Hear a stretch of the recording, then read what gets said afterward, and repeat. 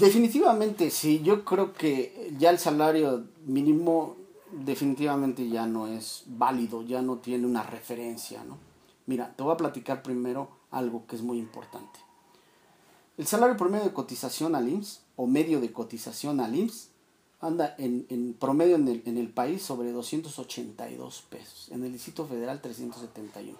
¿Qué significa eso? Que los empresarios en promedio, esas son las aportaciones que hacen por trabajador en promedio. Segundo, ¿cuántos empleos que pagan un salario mínimo se generan en este país? Según el INEGI, según la encuesta nacional de ocupación y empleo, solamente 700,000. 700,000 personas que ganan el salario mínimo no es suficiente para que te cause un problema de inflación.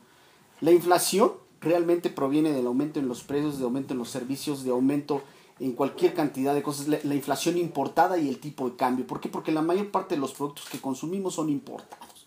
Entonces tenemos que pagar en dólares, y si el dólar está más apreciado o menos apreciado, es donde tienes el problema, ¿no? El problema de la inflación. O sea, no es un problema que per se sea de inflación, el salario. Es más, la lectura académica en ninguna parte te dice que el salario sea causante de problemas de inflación. Yo creo que el Banco de México lo que debería de hacer primero es medir el impacto verdadero de los salarios sobre la inflación, y vería que no tiene ningún impacto, digamos. Debe de tener algún problema, ¿no? Pero no tanto para decir que no lo vas a aumentar. Definitivamente no creo que los precios, que el aumento en la inflación sea una causal para no incrementar los salarios.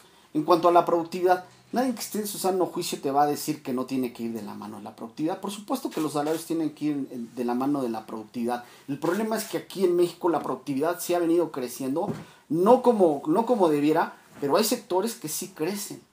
Y sin embargo los salarios siguen tan bajos. Y te puedo dar un ejemplo. En la industria manufacturera, por ejemplo, la industria manufacturera en los últimos 5 años ha crecido en promedio la productividad en ese sector como del 12.1%, 12.5%. Y sin embargo los salarios, ¿sabes cuánto ha subido? 2.1% en esos últimos 5 años. ¿Qué significa? Que ha subido casi 7 veces la productividad en el sector manufacturero. Y te lo voy a dar un ejemplo más claro. En la industria automotriz, ¿sabes cuánto está el salario promedio en la industria automotriz? Te estoy hablando de personas que están directamente relacionadas en línea, o sea, produciendo automóviles. $3.5 la hora. ¿Sabes cuánto es en Brasil? $11.4 la hora. ¿Sabes cuánto es en Alemania? $52 la hora. En Estados Unidos el mismo salario de la industria automovilística anda sobre $36 la hora. Entonces digo, si eres tan productivo como en cualquier parte de Estados Unidos, ¿por qué no te pagan como en Estados Unidos? Ahora, bueno, ese es en la parte de la productividad que nosotros podemos ver. Te voy a poner otro ejemplo. Las instituciones financieras. ¿De qué tamaño son sus utilidades? Uf, son enormes, enormes. ¿no? ¿Y cuánto le pagan promedio a un cajero? 8,000 pesos. Hace 20 años antes de 20 tantos años antes de la privatización y de la extranjerización de la banca, los empleados tenían derecho a servicio médico particular, tenían derecho a bono, a 20 días de vacaciones, a utilidades. Y mira que las utilidades eran espléndidas de los banqueros, ¿no?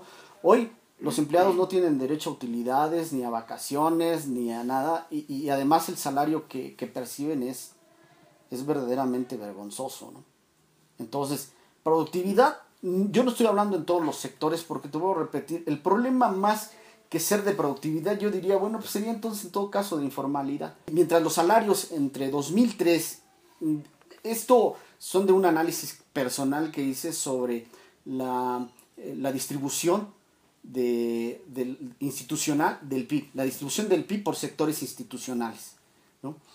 Tú miras la relación de los salarios en la participación del PIB de las empresas, y los salarios se han mantenido estáticos, 45% en promedio. Es la participación, eso significa lo que las empresas pagan a los trabajadores con lo que participan en el PIB. pero las utilidades pasaron del 76 al 82%. ¿En qué lapso? De 2003 a 2012, ¿no? O sea, casi 6 o 7 puntos se han estado comiendo las empresas con utilidad. ¿Por qué? Porque obviamente las empresas sí tienen utilidad, pero no distribuyen. Eso lo que te refleja es una distribución del ingreso, ¿no? Como el ingreso para la empresa, bueno, pues no importa cómo yo produzca, pero yo me quedo con la mayor parte del ingreso, ¿no? Y no distribuyo en proporción con el salario, ¿no?